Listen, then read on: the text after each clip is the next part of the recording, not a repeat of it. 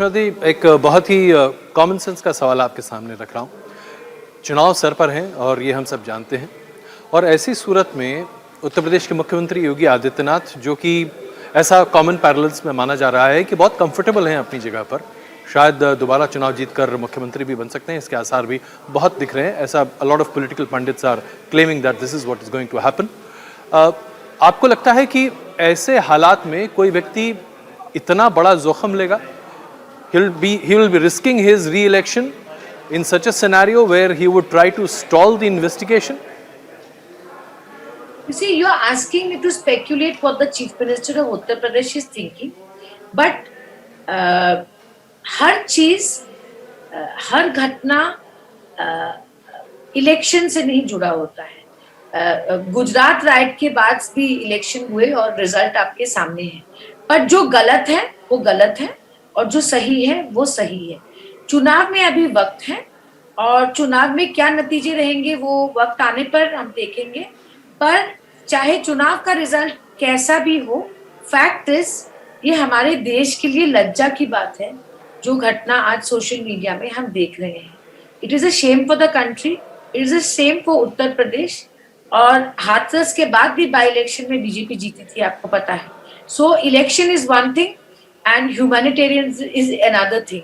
और चुनाव में मुझे जो लगता है, आप शायद सोच रहे हैं कि भारतीय जनता पार्टी जीत के आएगी।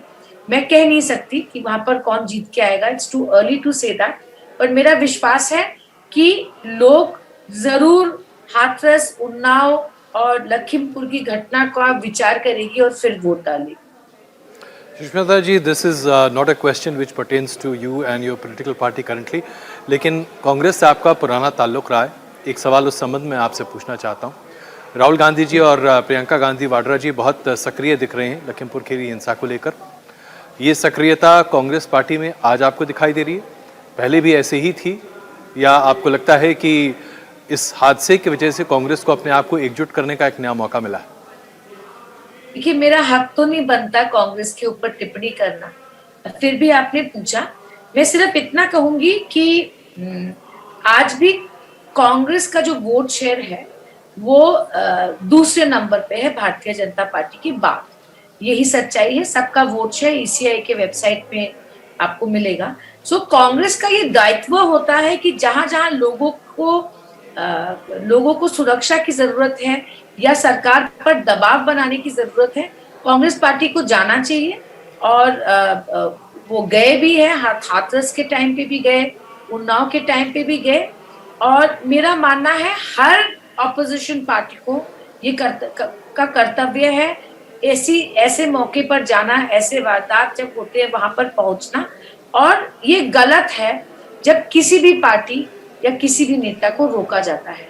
It is against every principle of democracy, that's what I feel.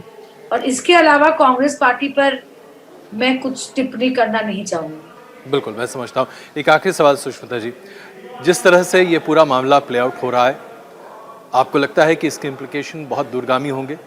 जो फार्मर्स एजिटेशन चल रहा है और जिस तरह से बीते 1 साल से चल रहा है, उसको और मजबूती मिलेगी?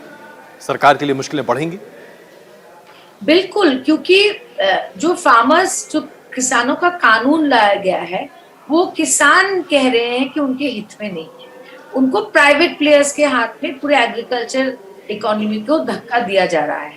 तो मेरा मानना है कि जहां पर इस देश की इकोनॉमी 65% एग्रीकल्चरल है, अगर किसान आपसे खुश नहीं है, सरकार से खुश नहीं है, मुझे लगता है कि इसका इम्पैक्ट जरूर चुनाव पे रहेगा। और 22 में चुनाव है, आप जानते हैं उत्तर प्रदेश के साथ कई और स्टेट्स में। 23 में फिर चुनाव है और मेरा मानना है किसान के आंदोलन का प्रभाव चुनाव पर जरूर रहेगा, मेरा विश्वास है।